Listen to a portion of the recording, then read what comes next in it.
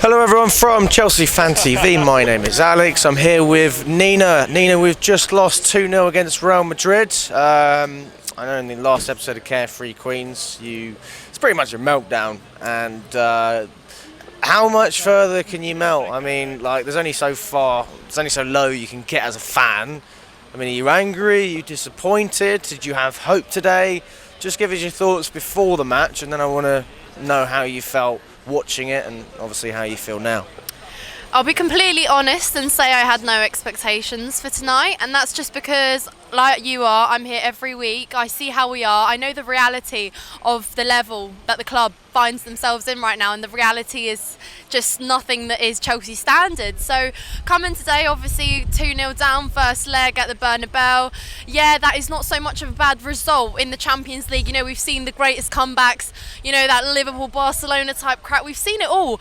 However, you've got to have the quality as well. You've got to have the energy, and the energy was there. We'll get onto that a little bit later because the energy in the first half was there. But when you look at it statistically and realistically, it wasn't ever going to happen.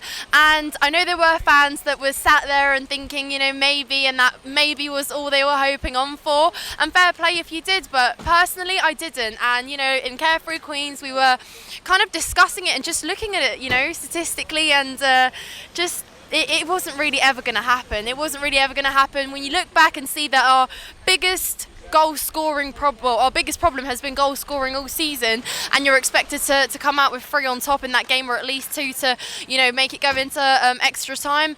Weighing it up wasn't ever going to happen. You know, we haven't been clinical all season. I didn't expect us to be clinical tonight. Period. That's it. I did, however, expect a better performance and at least to put up a fight. That is what I was hoping for. So forget the result. I just wanted us to go into this and at least try and look like we want Champions League football.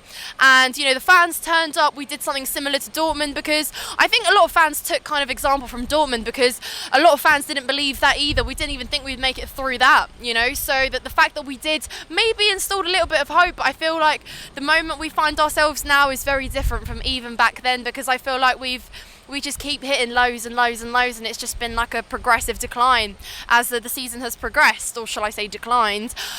So no, what I was hoping for was for the players to turn up, to give a little bit of a performance and at least challenge Real Madrid, because, you know, to challenge the current reigning Champions League winners and, you know, the team that has won it all is a big ask, especially when you find yourself 11th in the Prem. So like I said, to get into the little bit of the game, first 20 minutes looked really good. I think that is maybe where I did believe a little bit. I thought we are creating chances. All it takes is just one at the back of the net, and then it's instantly 2-1 on aggregate. And that is a very different game you're looking at, because you've got the whole rest of the game to try it out, to bring on your attackers. If you've decided to play defensive football in the first half, which I don't know why, but we'll get onto that later, perhaps bringing on the attacking players in the second half, 2-2, that is a completely different game. You're back in the game, and I'm pretty sure Real Madrid will not have been expecting that, so we would have been looking at something very different. But no, like I said, wasteful with our chances yet again. At times Kante was at the top of the attack in the box. Come on, are we really expecting Kante to be finishing those chances? But nobody else is going to do it. Well, nobody else is going to do it, but again, you get that with the lineup. I feel like my first reaction with the lineup was I laughed. Alex, I laughed, because I thought, surely not. This is what I was complaining about last game, that we've got expensive selection of wingers sat on that bench, and, you know, you've got all to play for in this game.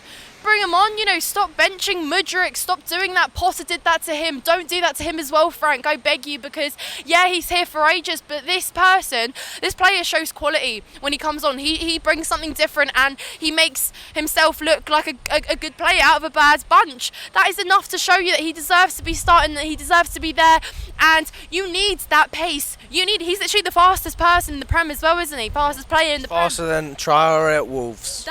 There you go. If that's not a quality that you need in a game like that, when you're 2-0 down at Real Madrid and you're trying to get up and you know, see through a goal, then I don't know what is. I don't know what is. So questionable from Frank there.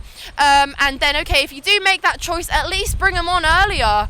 You know, why did you wait until we were 1-0 down when it was already 3-0 in aggregate? The players started to lose hope themselves, heads started to go down. We got out our walking boots again, stopped the runs, stopped the ideas, started playing backwards football again, and what? And you bring him on in hopes to do what? And obviously we brought on Zhao as well and Sterling. All of these are attacking players, but you know, by the time you brought them on, nobody really wants to play anymore. We've thrown all our chances out the window and we're walking. I thought Reece looked better. I mean, he's obviously building on some bad performances in the recent weeks. He's obviously coming back from injury. I thought he had some decent displays, tried to get the ball in there. Cucurella as well. I think a lot of people were saying Chile would have scored that, you know, just before the break. I think Chile would have, you know, not even taken a touch on that, probably just, you know, banged it in. We know he's good with volleys, but there you go, that's just a big what if. But again, it's just like not clinical in front of goal, and when you haven't been clinical all season, you're not expecting for that problem to be fixed tonight, are you? Let's be real. But even when we talk about being clinical, I mean, defensively, the 2 goals were a shambles as well. Yeah. You know, I mean, Chalobah sliding in, it's just completely irrational. And a player like him who's performed so well, there's the Real Madrid bus, a player like him who's performed so well, especially under Tuchel. I mean, he's fantastic under Tuchel. Tuchel's the one who brought him in, and he never let us down. No. And I just don't understand why Potter didn't have faith in him and why Lampard's given him the chance and now he's not able to take it. I mean, it's like everything's going down in one. But yeah, just your thoughts on the defensive display. Yeah, defensive display, like you said, I think Trev made some really shocking decisions in that final back line, and I think that, like you said, it is a bit of a shock because we've seen him be that kind of regular starter, and he's had some, you know, fantastic defensive moments. But I think tonight Mudryk had to recover one of his very, again, bad decisions there, where he could have easily gifted Real Madrid with another goal there, and he just doesn't look confident to me. He looks like another player that has problems of self-esteem at the moment, problems of confidence, and we're seeing that a lot more. It's just a pattern that we see a lot more with players, and it's even spreading around. It's almost like a virus across the team. Like even Enzo didn't look confident tonight.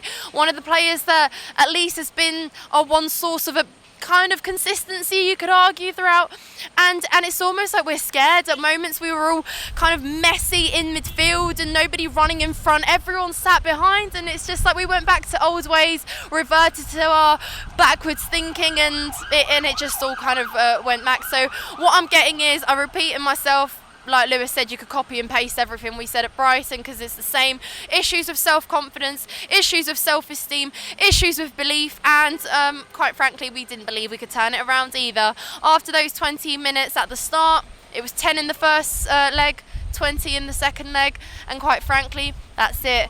And that second goal as well from Rodrigo was shambles. I thought play had stopped.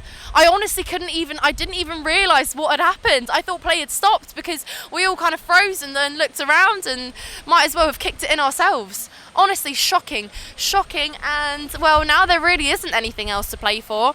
Worrying fixtures coming up. Said this in Carefree Queens. I'm not too sure where we pick up 3 points in those games. I'd say maybe Forest, but again, Forest are going to be fighting for dear life, clawing their way out of that game. So even then, it's about who wants it more. We haven't shown we want it really in any of our fixtures. So for me, it's going to be fighting for that 11th or 12th spot from here on, potentially, because I don't want us dropping anymore. If we do, then my goodness. But I hope that we at least pick up a point from a fair couple of those games, because I don't believe that we'll find ourselves in a relegation battle.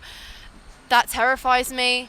But then again, you can expect anything, I guess. I don't know. I'm so done, Alex. Like, I don't even know. It's not even disappointment. It's not even anger. It's just numbness. And I don't expect the players are going to be turning up from here on anymore. What is there to play for? What else is there? What else is there for you to show that you haven't shown already? Not expecting any goals. Not expecting any better performances. I don't know. Who motivates them now? What's Bowley doing now? Is he shouting at them in the dressing room? I'll tell you what you can expect. Ticket prices to be raised next season at Stamford Bridge. And I've heard already in the East Stand they're pushing it up by 10%. Oh, great. There you go. Well, there you have it. So it's not getting better then, is it? Really? No. It's just, yeah. All right.